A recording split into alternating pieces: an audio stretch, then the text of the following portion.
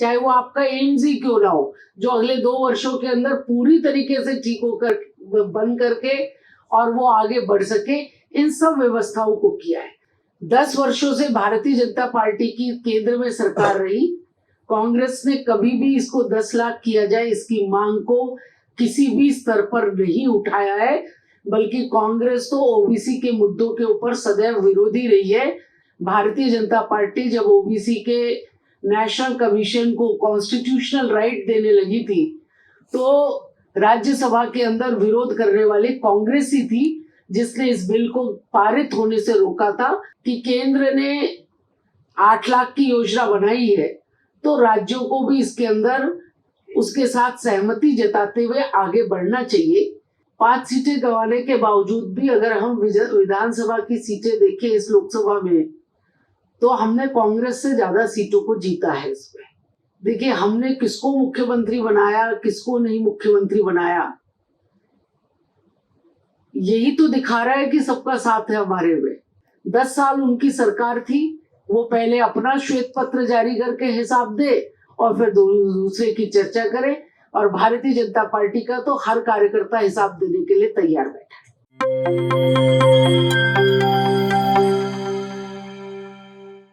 हमने अंतरिम बजट जिस समय पेश किया था, उस समय 4 मुख्य धाराओं के ऊपर हमने विचार रखे थे: गरीब, महिलाएं, युवा और अन्नदाता।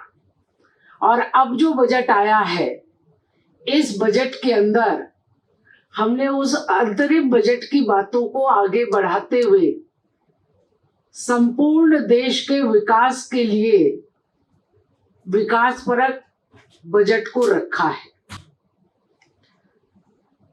एमएसपी समय से पहले, 1 महीना पहले घोषित करना, गरीबों के लिए और अधिक मकान बन सके, उन मकानों को बनाने की प्रक्रिया के लिए बजट का एलोकेशन होना, गरीब लोगों को राशन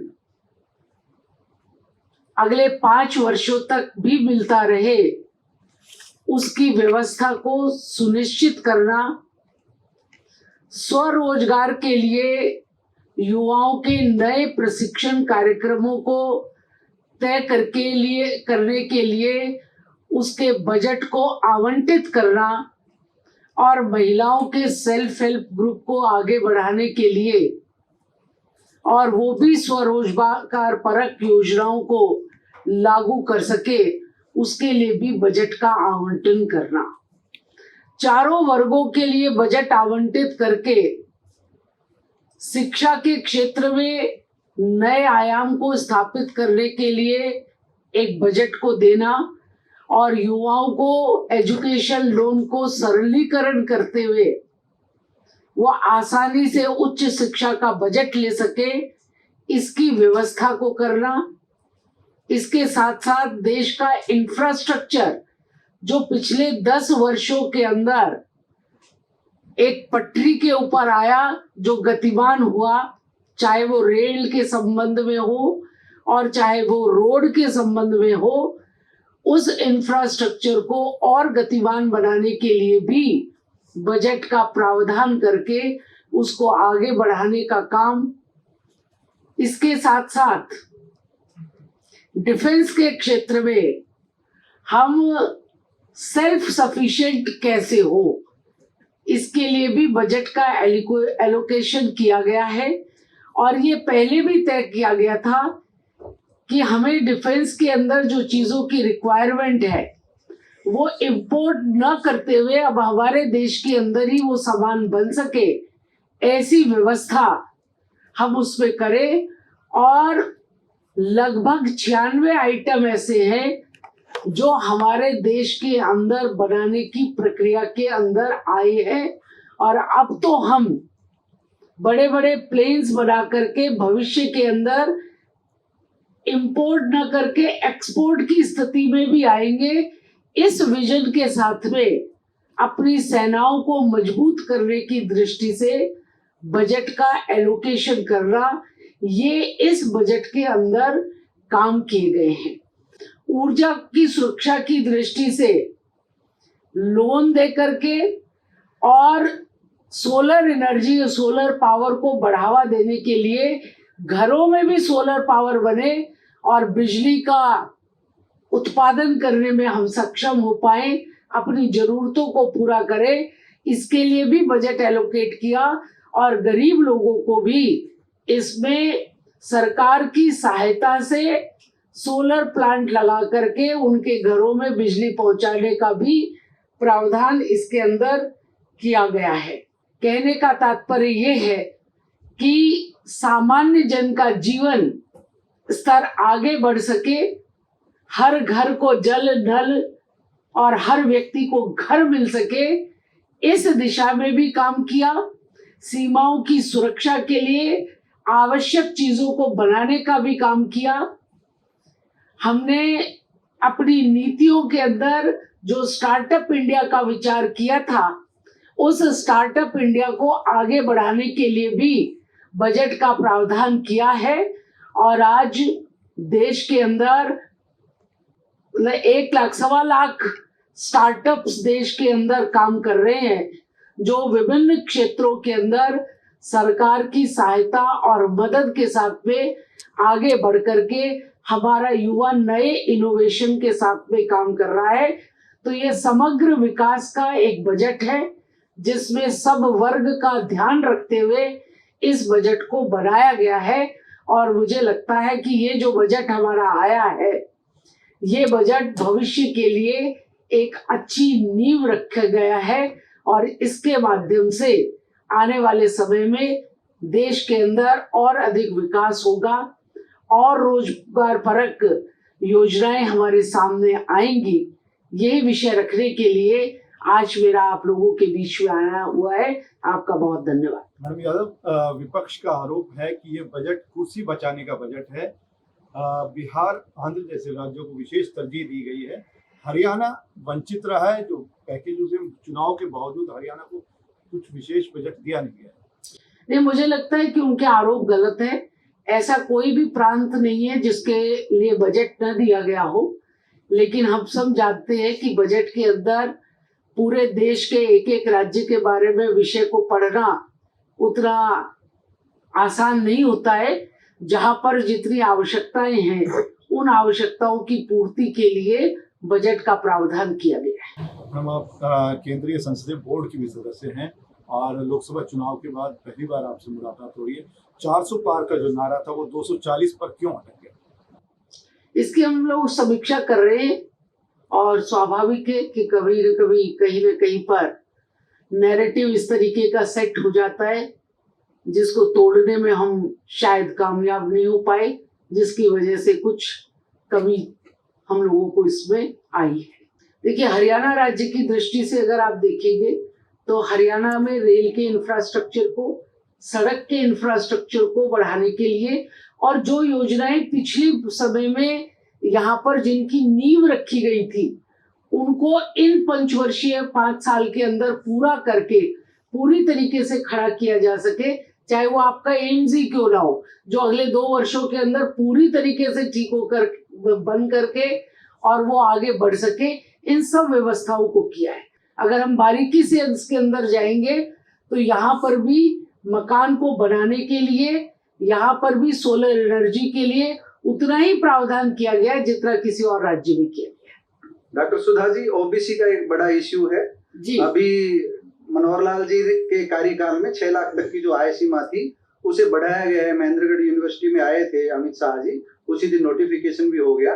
कांग्रेस 10 लाख की बात कर रही है और साथ में सवाल कर रही है कि इतने दिन 10 साल तक ओबीसी को जो नुकसान हुआ उसकी भरपाई कैसे होगी। भाजपा अपनी सफाई में क्या कहेगी?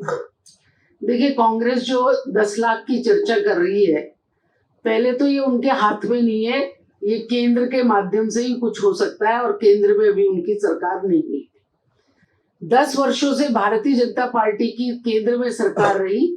कांग्रेस ने कभी भी इसको 10 लाख किया जाए इसकी मांग को किसी भी स्तर पर नहीं उठाया है, बल्कि कांग्रेस तो ओबीसी के मुद्दों के ऊपर सदैव विरोधी रही है। भारतीय जनता पार्टी जब ओबीसी के नेशनल कमीशन को कॉन्स्टिट्यूशनल राइट देने लगी थी तो राज्यसभा के अंदर विरोध करने वाली कांग्रेस ही थी जिसने इस बिल को पारित होने से रोका था, और दूसरी बार में पारित कराने में हम लोग कामयाब हो पाए थे। इसलिए उनको तो इन अधिकारों को पूछने की और इनको कहने का कोई अधिकार और हक बनता नहीं है। भारतीय जनता पार्टी की सरकार ने ओबीसी के लिए अनेक योजनाएं चला करके, और ये कॉन्स्टिट्यूशनल राइट से लेकर के अगर आज तक हम देखें तो पहली बार केंद्रीय विद्यालय के अंदर, नवोदय विद्यालय के अंदर, सैनिक स्कूल के अंदर अगर ओबीसी का रिजर्वेशन मिला तो वो भारतीय जनता पार्टी के शासन में मिला। नीट के अंदर मिला तो वो भारतीय जनता पार्टी के शासन में मिला। वंचित वर्ग को अगर हम शिक्षित करेंगे तभी हम समाज का समग्र विकास कर पाएंगे। इसके नाते भारतीय जनता पार्टी की सरकार काम कर। हमारी इसी में एक जिज्ञासा है, डॉक्टर सुधा यादव पिछड़ा वर्ग आयोग की सदस्य रही, क्या उस समय मनोहर लाल के सामने, हरियाणा सरकार के सामने आपकी तरफ से भी कोई प्रतिवेदन गया था? आप जगह जगह गई थी उस दौरान, क्या आपकी तरफ से इस आशय का कोई पत्र गया था कि पिछड़ा वर्ग की जो आय सीमा है उसमें कृषि आय न जोड़ी जाए, सर्विस आय नहीं जोड़ी जाए और इसको 8 लाख किया जाए? देखिए, वैसे तो प्रावधान ये है कि राज्य सरकारें अपना पास कर सकती है नियम कायदे कानून को कि वो कितना लगाना चाहते हैं और कैसा लगाना चाहते हैं, लेकिन केंद्रीय आयोग जो है वो हर राज्य के अंदर अपनी भावनाओं से अवगत कराता है कि केंद्र ने 8 लाख की योजना बनाई है तो राज्यों को भी इसके अंदर उसके साथ सहमति जताते हुए आगे बढ़ना चाहिए। लेकिन फिर भी राज्यों का विशेषाधिकार है, मतलब तो उसमें कुछ का भी असर नहीं है कर लोकसभा चुनाव का। सरकार को बैकफुट पर आना पड़ा है, नायब सैनी सरकार ने मनोहर सरकार का फैसला पलटा है। जो सरकार ने फैसला किया है उसका स्वागत करिए। ठीक है। डॉक्टर यादव, 5 सीटें आपने गंवाई है लोकसभा चुनाव में, अब विधानसभा चुनाव आ रहे हैं, कितने आश्वस्त हैं? क्या आपकी पोजीशन रह सकती है आगे? 5 सीटें गंवाने के बावजूद भी अगर हम विधानसभा की सीटें देखें इस लोकसभा में, तो हमने कांग्रेस से ज्यादा सीटों को जीता है इसमें, और मुझे लगता है कि आने वाले चुनाव के अंदर भारतीय जनता पार्टी पूर्ण बहुमत के साथ में सरकार बनाएगी। डॉक्टर सुधा यादव की विधानसभा चुनाव में कहीं से की उम्मीद है? रेवाड़ी से भी आपका नाम चलता रहा है। अभी तो विचार नहीं किया और न इस बारे में कोई चर्चा हुई है। सर, यहाँ से मैडम चुनाव लड़ने वालों की एक लंबी कतार है। अगर बात 2019 के चुनाव की करें तो कहीं ना कहीं टिकट वितरण में अगर सही से टिकट दी जाती तो रेवाड़ी की सीट आसानी से बीजेपी जीती। तो इस बार पार्टी किस तरह के उम्मीदवार को टिकट देगी? देखिए, पार्टी तो हमेशा सही का ही आकलन करके टिकट देती है, लेकिन फिर भी कई बार परिणाम सुखद नहीं होते हैं और मनचाहे परिणाम निकल नहीं पाते। मुझे लगता है कि अच्छा ही आकलन करके पार्टी टिकट देगी और 100% हम यहाँ से जीत करके जाए, इसी दिशा में काम करें। राहुल इंद्रजीत सिंह कहते हैं कि हम हर बार सत्तासीन करने में उनकी मदद करते हैं सरकार की, लेकिन सरकार हमारी ना सुनती है ना हमारा दर्द समझती है। मुझे नहीं लगता कि सरकार सुनती नहीं है।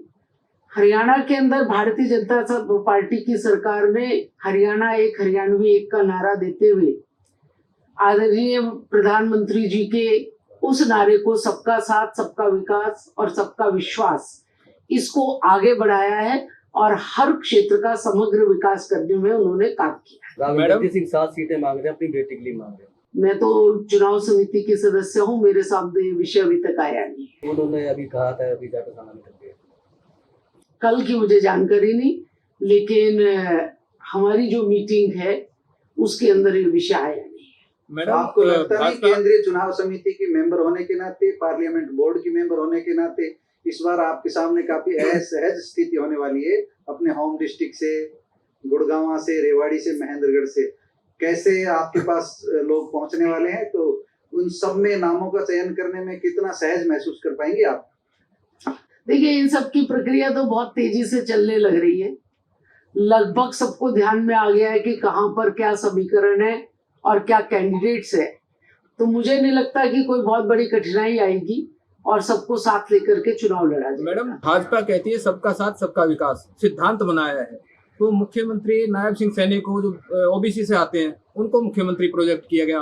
अनुसूचित जाति जो दलित वर्ग जिसके जिक्र करते हैं, उनकी 2 यात्राएं निकल रही हैं पॉलिटिकल, और मनरेगा जिस मजदूर वर्ग की बात की जाती है, मनरेगा का बजट घटा दिया गया। क्या मजबूरी रही सरकार की मनरेगा का बजट घटाने के बारे में? सबका साथ और सबका विकास। देखिए, हमने किसको मुख्यमंत्री बनाया, किसको नहीं मुख्यमंत्री बनाया, यही तो दिखा रहा है कि सबका साथ है हमारे में। हम किसी जाति वर्ग विशेष को देख करके किसी बात को बनाएंगे या करेंगे, ये नहीं होता। जहां पर हमको योग्यता दिखाई देती है या हमको लगता है कि इनको बनाना चाहिए, भारतीय जनता पार्टी तो एक सामान्य से कार्यकर्ता को भी मुख्यमंत्री बना सकती है। ये आपको देखने को मिला है कि सामान्य परिवार से आने वाले सामान्य कार्यकर्ता को भी भारतीय जनता पार्टी ही मुख्यमंत्री बना सकती है, बाकी किसी दल में इस तरीके का काम नहीं होता। एक यात्रा हरियाणा मांगे हिसाब चल रही है, एक संदेश यात्रा अंबाला से शुरू हुई है। दोनों यात्राओं को विधानसभा चुनाव के संदर्भ में किसका हिसाब मांगेगा हरियाणा? मैं तो ये जानना चाहती हूँ कि किसका हिसाब मांगेंगे। 10 साल उनकी सरकार थी, वो पहले अपना श्वेत पत्र जारी करके हिसाब दे और फिर दूसरे की चर्चा करे, और भारतीय जनता पार्टी का तो हर कार्यकर्ता हिसाब देने के लिए तैयार बैठा है। महेंद्रगढ़ की 4 विधानसभा और जैसी भिवानी की 4 विधानसभा, लेकिन गुड़गांव के जो लोकसभा क्षेत्र है उसमें 2 विधानसभा जो ऐसी आरक्षित की गई है। कल मुख्यमंत्री जो अपने राव इंद्रजीत सिंह ने कोसली में कहा है, अगर हमारे साथ ये भेदभाव क्यों, कि हमारे क्षेत्र की सीटें जो आरक्षित क्यों की गई है? ये तो जो डिलिमिटेशन आयोग आता है, और डिलिमिटेशन आयोग आता है उस समय इन चीजों का निर्णय होता है, और उस समय सबका अधिकार होता है कि वो अपने विषय को जाकर के वहां पर रखे। ओपन हियरिंग भी इसके अंदर होती है। तो मुझे लगता है कि अब इसके ऊपर चर्चा करने की आवश्यकता नहीं, क्योंकि दोबारा डिलिमिटेशन का समय आ चुका है। उस डिलिमिटेशन के अंदर जिसको जो बात कहनी होगी वहां जाकर के